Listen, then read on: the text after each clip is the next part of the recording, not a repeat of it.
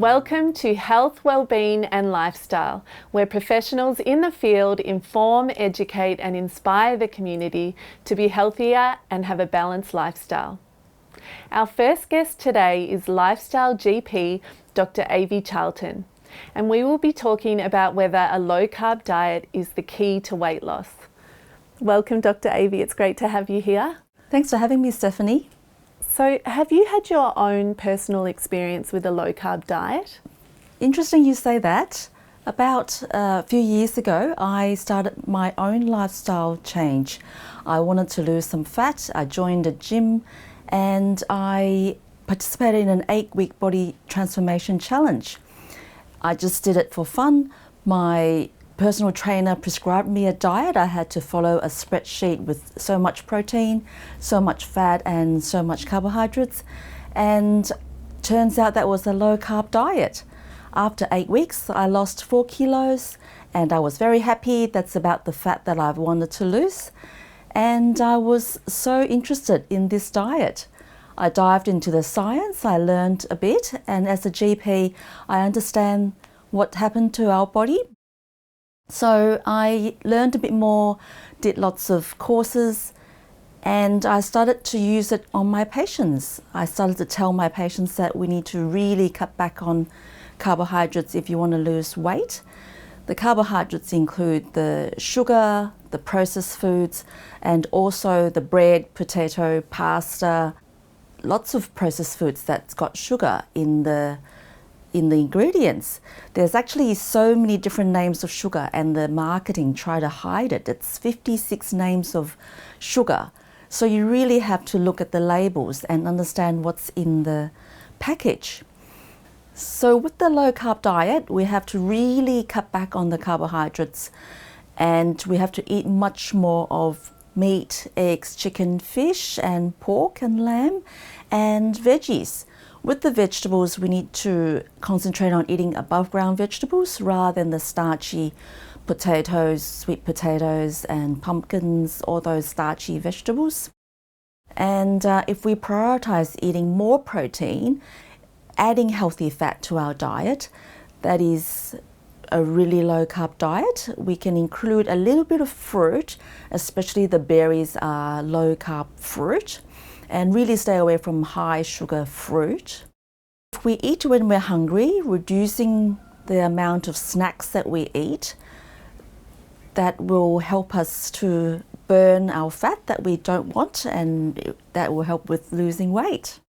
A standard Australian diet or standard American diet is usually 200 to up to 500 grams of carbohydrates a day, especially when you eat cereal and oats and bread and then desserts and sugar and maybe some snacking on some chocolate. So a low carb diet is usually below 50 to 100 gram a day. And there's also variations called ketogenic diet, which is even less, like less than 20 gram of carbohydrates a day. So going on a low carb diet is dramatically reducing your carbohydrate intake, and we can teach our body to not burn the glucose that we eat, and we can start to burn the fat that we want to get rid of. Quite often doing that, we can reduce our bloating, our bowel gets better, and we can reduce our belly fat. We can feel better, feel more energy and feel more vibrant, and we can deal with our day-to-day stresses better. So with more meat in the diet, I think we sometimes think there'll be an increase in cholesterol levels. Is that the case? Yeah, a lot of people are worried about eating too much fat, too much meat will increase your total cholesterol. There's actually new science saying that it's not just the total cholesterol that is of worry. It's more the triglyceride, which is the other part in the cholesterol profile, and the good cholesterol, which is the HDL. So some people have heard that about the ratio.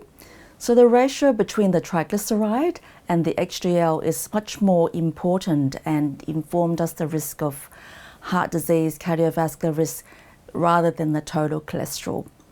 So there's new science saying that inflammation is important about increasing your risk of heart attacks, and the total cholesterol might not be as important, and the bad cholesterol might not be so important either. So we really should look at the whole profile, the whole person, to assess the risk of heart attacks. I see. Very interesting. And do you have any advice for our viewers for them to embark on this journey now of a low carb diet? Anything they can start today? Yeah, absolutely. With changing your lifestyle, changing your diet, it's important for your viewers to follow a program or seek help with a professional that is in tune with dealing with the low carb diet. They can do it gradually, especially with reducing sugar and processed foods. Nobody should be eating too much sugar and processed foods. It's highly inflammatory, it damages your health, and it's highly addictive. So once you start eating a piece of chocolate, you want to eat more chocolate, more sugars. And the next step is eating more protein, more real food, eggs, chicken, fish, meat. And quite often that will improve the health, improve the nutrition. We can add lots of vegetables, above ground vegetables, staying away from too much starchy vegetables. And we can learn to read food labels. Don't eat too much processed foods and chemicals, numbers. And read the really fine prints of the food labels. And doing that, they can follow a program, learn to how to improve their life, and quite often losing weight, and people will feel much more energy. They can think better, feel better in themselves, less bloated, reduce the risk of chronic diseases like metabolic syndrome, diabetes, and even Alzheimer's disease, cancer, inflammation, aches and pains. So adopting a low-carb diet can have tremendous health benefits. Now lots of studies showing that is the case. Wow, it sounds incredible. Thank you for all of that information. Thank you. If you would like to learn more about a low-carb diet for weight loss and Dr. Avi Charlton, please visit her webpage on our website, healthwellbeingandlifestyle.com.au. And after the break, we will be back with another interesting guest and another interesting topic. Stay tuned. After the break, trauma therapist and author Melissa Hiemann will be talking about how trauma affects our finances and our relationship with money.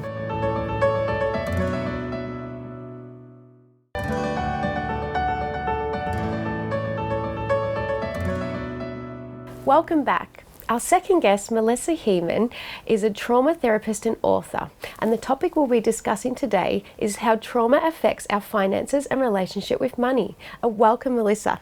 Hello, thanks for having me. Melissa, how does early trauma affect our relationships with money? Yeah, so I guess before I go into that, I'll explain about what trauma is. So trauma can be any stressful or very emotional response that we have growing up, and those strong emotions embed in our nervous system, in our body, a strong belief about ourselves and the world.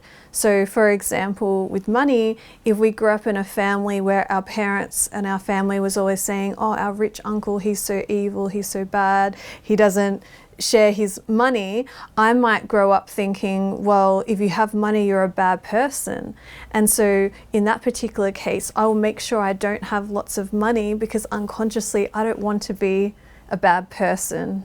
Another belief could be that, so say I grew up in poverty and I grew up, we didn't have much money, we were always scraping by. That will normalize to me. I will believe that that is what it's like to be in a family, to live, that you're always stressing about money, fighting about money and never having enough. And so we can take that generational trauma with us into adulthood and just recreate those beliefs. Melissa, how does money management affect our relationships with other people? Firstly, we have a relationship with money ourselves. And so when we relate with money, maybe we might be anxious, maybe we might want to hold on to money, maybe we want to get rid of it all, and we don't know why. And how this can affect us in relationships if we both have conflicting conditioning or trauma from growing up on how to manage money, then it's going to get really frustrating. And there's high rates of divorce because of financial issues. So for example, if there's a relationship where a husband and wife, they both manage money very differently, there might be a lot of conflict in the house around it. And so, for example, one partner always wants to go buy designer clothes and outfits and get rid of all their money, and the other partner always wants to save and make sure that they have enough to eat, roof overhead. And so if the partners are fighting around that, two things will happen. They might lose their relationship with each other, or they're just a high conflict. It's not very nice. And also the kids might be watching that, and the kids are watching that relationship and thinking, wow, money causes a lot of fights. When I get into a relationship when I'm older, we're just not going to talk about money, you know, or we don't want to, like, I don't want to have money because it causes fights, and that continually gets passed down. The other thing can be in terms of our own relationship with money. It's like, do we trust that more money is going to come in, or do we hold on to it? Because some people have trauma around money has been stolen from them, and because of that they constantly get rid of all their money in their account, because they have this trauma, they have this fear, and then someone else might have, you know, grown up with poverty, and they like come to, say, Australia, and they have all these opportunities and they start making money, but they keep all the money and they don't even look after themselves properly because they want to hoard all of the money. They don't trust that more is going to come. It can be very triggering when you're in a relationship with someone that has different conditioning and traumas and emotions around money. It can cause a lot of arguments and fights. So some specific examples of money mismanagement might be someone that is gambling. So what can happen is that maybe when they first gambled, they got a very strong positive response, positive chemicals like dopamine. They're like, oh, this feels amazing. And then what happens is, even though they start getting rid of their money, their brain has this very strong file, this very strong memory, that this gives you a very positive experience and you get lots of money out of it. And that's why these people will keep gambling until they might lose their family, their house, their relationships, because they're chasing that initial dopamine release.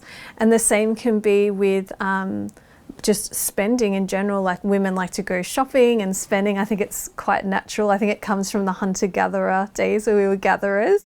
Kind of want to go out and gather still.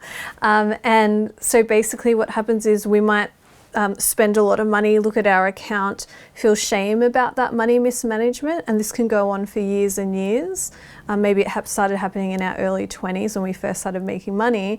And so then what happens is, when we see that, as soon as we get a bit of money, we want that dopamine release again. We don't want to feel that shame and that guilt. And so it's self-perpetuating. The way that we deal with that shame and that guilt of we've mismanaged our money again is we actually go and do the exact thing that's causing it and go shopping to try and feel better. So these specific issues, when you bring them into a relationship, you can imagine for a person that doesn't understand why they're having those trauma responses and why they're doing certain things, even though it's sabotaging their life, it's going to be very hard when their partner is like, why are you doing that? And it's conflicting with the family goals or having their basic needs met. Melissa, what advice do you have for our viewers that might be experiencing money management problems due to trauma? So firstly, you can get an indication of maybe your relationship with money, your personal relationship, and we speak about it in terms of attachment. So do you have an anxious attachment with money? Are you always checking your account to make sure the money's in there? Or do you have an avoidant attachment with money? Maybe you hate checking your bank account, you avoid it at all costs, you avoid looking at your money or having any financial education. And there can be so many grey areas in between there. Maybe you love money more than anyone else, you know, and you just do bad things to try and get as much money as you can. Because of trauma, you feel some kind of deficit, or that you aren't worthy without money. So when you get those indications and clues as to, yeah, maybe I do mismanage money, maybe I have some shame, if you can work through that shame and you can maybe reach out to a financial counsellor, which are actually free in Australia, you can start to work through that and maybe start reading about money, because when we don't understand something, then we can be scared of it. You know, if we don't understand how to invest and what that's actually like without the emotions, then we're not going to do that and look after our future selves. So the first step is release the shame and then get education and support around that. Thanks, Melissa. That's such a hot topic. If you'd like to know more about how trauma affects our finances and relationship with money and Melissa Hiemann, please go to her webpage on our website, healthwellbeingandlifestyle.com.au. And after the break, we have another interesting guest with another interesting topic.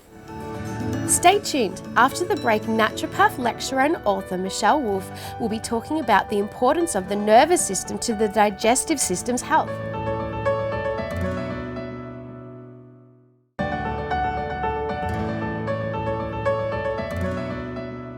Welcome back. Our next guest is Michèle Wolff, and she's a naturopath, author and lecturer. And the topic we'll be discussing today is the importance of the nervous system and the digestive system's health. Welcome, Michèle. Thank you, Megan. Michèle, what's the difference between the two? Well, the mind and the nervous system have a big connection. So I'm sure you've experienced the feeling of butterflies when you've been frightened about something.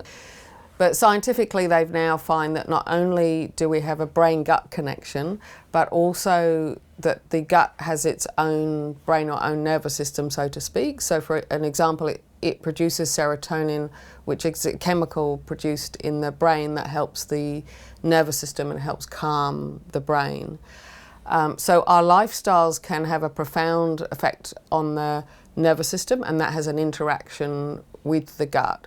Emotions, they can actually affect the microbiome. So in microbiome tests, which are stool tests, they test over 700 different species now, and there can be an impact on that microbiome through your diet, but there can also be an impact on how you think. So if you're stressed or have an overburden of more negative thoughts, that has an impact on the negative aspects of the microbiome.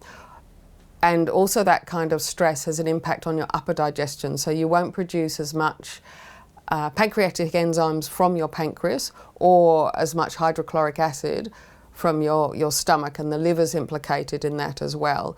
So if you're frightened or holding on, it can kind of shrink those digestive chemicals, and it can also have an effect on constipation if you're holding on. Whereas completely different to that, you can have diarrhea if you're very anxious about something, and that can follow the butterfly feeling in the gut. And in your diet, a lot of people have coffee, but if you have a delicate nervous system, when you have a coffee, it will likely make you more anxious, and it will either give you diarrhea or pain in the guts or inflame the gut. The other thing that coffee does is it's a diuretic, which means it makes you pee more, and then that has an effect at moving out magnesium, potassium and calcium, and those are major minerals for your nervous system. So you'll likely become more anxious or more stressed from those coming out. There are also lots of other foods that have an effect on the nervous system and then on the digestion.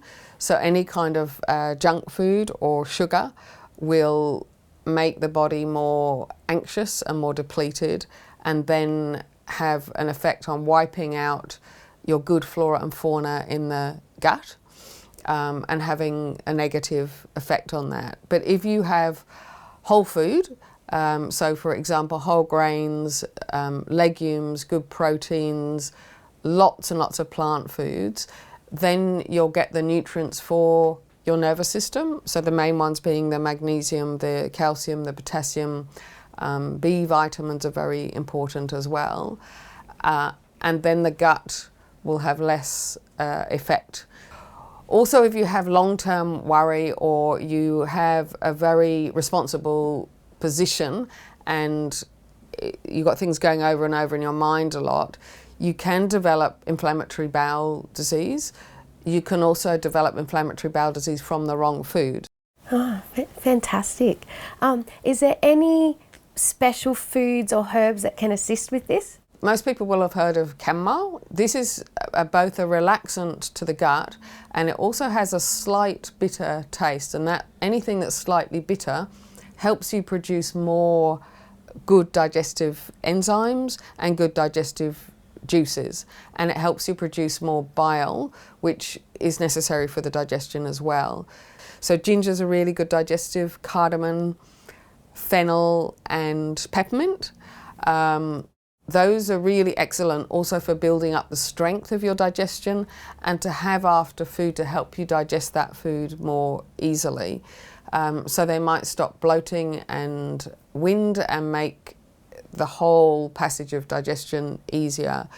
And you can use these spices generally in your food as well. So the more you use digestive spices, cumin is another one, the stronger your digestion will become. That's great. Do you have any extra tips for our viewers on how to improve their digestive health? Yeah, sure. So firstly, sit down to eat. I think a lot of us eat on the run, eat in the car, eat standing up. So sit down, chew your food really well, and practice one meal a day where you're actually chewing until the food is a liquid in your mouth, because you've got a lot in your saliva in your mouth that starts the digestion of food. Make sure you're generally well hydrated. Make sure that you don't lie down after eating. This weakens the digestion. So you're best to go for a walk for at least 10 minutes after a meal. Avoid eating late at night. So your digestion is strongest when the sun's highest in the sky. So that's normally between 12 and 2. The other thing is to only eat when you're hungry. So if you're eating and you're not hungry, it means you're still digesting the meal from before. That could be the night before. At the same time, don't let yourself get starving. You know, that can be detrimental to the body as well. We need to be nourished as well as have times of fasting. Just a healthy general plate of food would be half a plate of plant food with lots of green leafy vegetables in there. They stimulate the liver to produce more bile and help digestion. A quarter of a plate of carbohydrates, so within that would be starchy vegetables like sweet potato and pumpkin, or whole grains like brown rice, quinoa, buckwheat. And then about quarter of a plate of protein, whether that's animal protein, vegetarian protein or vegan protein. And within that about 20% of good healthy fats. They are very important for your nervous system. And fluid is best to have warm for your gut, so that absorbs more. And you need to have enough for your height and weight. So if you times your weight by 33, so say if you're 60 kilograms and you times that by 33, you'll get the amount of mils, so it might be 2,000 mils, which is 2 litres, that you should have a day. And it's important to drink systematically. Thanks for such valuable information, Michèle. If you'd like to know more about the importance of the nervous system and the digestive system's health and Michèle Wolff, please go to her webpage on our website, healthwellbeingandlifestyle.com.au. That's all for us from today. Bye-bye until next time.